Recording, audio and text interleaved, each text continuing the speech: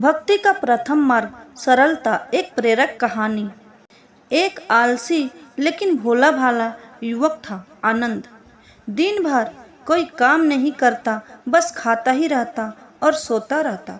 घर वालों ने कहा, चलो जाओ, निकलो घर से, कोई काम धाम करते नहीं हो, बस पड़े रहते हो। वह घर से निकलकर यूं ही भटकते हुए एक आश्रम पहुंचा।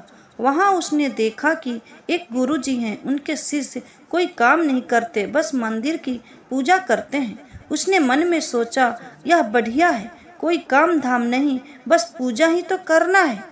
गुरुजी के पास जाकर पूछा, क्या मैं यहाँ रह सकता हूँ?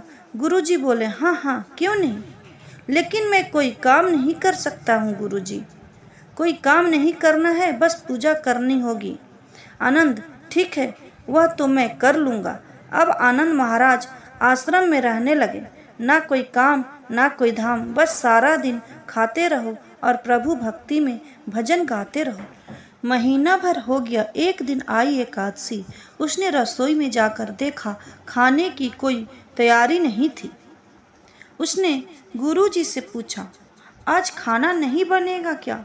गुरुजी ने कहा, नहीं, आज तो एकादशी है, तुम्हारा भी उपवास है। उसने कहा, नहीं, अगर हमने उपवास कर लिया तो कल का दिन ही नहीं देख पाएंगे। हम नहीं कर सकते उपवास, हमें तो भूख लगती है। आपने पहले क्यों नहीं बताया? गुरुजी ने कहा, ठीक है, तुम ना करो उपवास, पर खाना भी तुम्हारे लिए कोई और नहीं बनाएगा, तुम खुद बना लो। मरता क्या ना करता।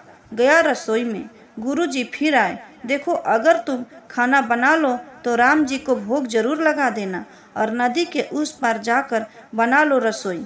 ठीक है। लकड़ी, आटा, तेल, घी, सब्जी लेकर आनंद महाराज चले गए। जैसा तैसा खाना भी बनाया। खाने लगा तो याद आया, गुरुजी ने कहा था कि राम जी को भोग लगाना है। वह भजन गाने लगा, आओ मेरे राम जी भोग लगाओ, जी प्रभु राम आइए, श्री राम जी आइए, मेरे भोजन का भोग लगाइए। कोई न आया तो बेचैन हो गया कि यहाँ तो भूख लग रही है और राम जी आ ही नहीं रहे। भोला मानस जानता नहीं था कि प्रभु साक्षात तो आएंगे नहीं, पर गुरुजी की बात मानना जरूरी है।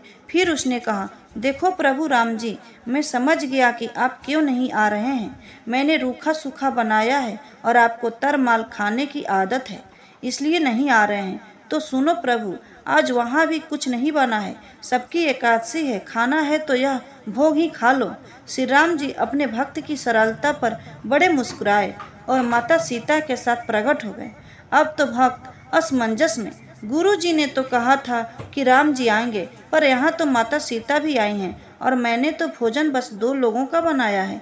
चलो कोई बात नहीं, आज इन्हें ही खिला देते हैं। बोला, प्रभु मैं भूखा रह गया, लेकिन मुझे आप दोनों को देखकर बड़ा अच्छा लग रहा है, लेकिन अगले एकादशी पर ऐसा ना करना, पहले ही बता देना कि कितने जन आ रहे हो, और हाँ, थोड़ा जल्दी आ जाना। राम जी उसकी बात पर बड़े भावुक हुए, प्रसाद ग्रहण करके चले गए। अगली एकादशी तक यह भोला मानस सब भूल गया। उसे लगा प्रभु ऐसे ही आते होंगे और प्रसाद ग्रहण करते होंगे। फिर एकादशी आई।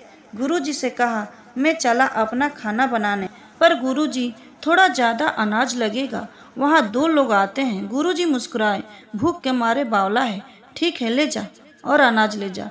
अब की बार उसने 3 लोगों का खाना बनाया। फिर गुहार लगाई, प्रभु राम आइए, सीता राम आइए, मेरे भोजन का भोग लगाइए। प्रभु की महिमा भी निराली है। भक्त के साथ कौतुक करने में उन्हें भी बड़ा मजा आता है। इस बार वे अपने भाई लक्ष्मण, भरत, शत्रुघ्न और हनुमान जी को लेकर आ गए। भक्त को चक्कर आ गया, यह क्या हुआ? 1 का भोजन बनाया तो 2 आए, आज 2 का भोजन ज़्यादा बनाया तो पूरा खानदान आ गया। लगता है आज भी भूखा ही रहना पड़ेगा। सबको भोजन लगाया और बैठे बैठे देखता रहा। अनजाने में ही उसकी भी एकादशी हो गई।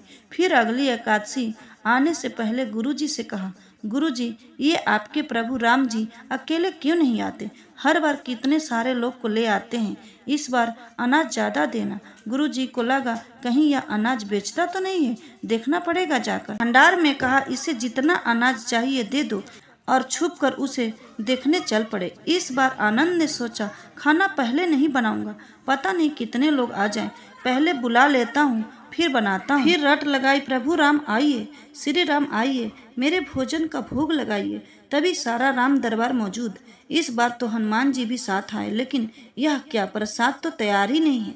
भक्त ठहरा भोला भाला, बोला, प्रभु इस बार मैंने खाना नहीं बनाया। प्रभु ने पूछा, क्यों? बोला, मुझे मिलेगा तो है ही नहीं, फिर क्या फायदा बनाने का, आप ही बना लो और खुद ही खा लो। राम जी मुस्कुराए, सीता माता भी गदगद हो गई उसके मासूम जवाब से। लक्ष्मण जी बोले, क्या करे प्रभु?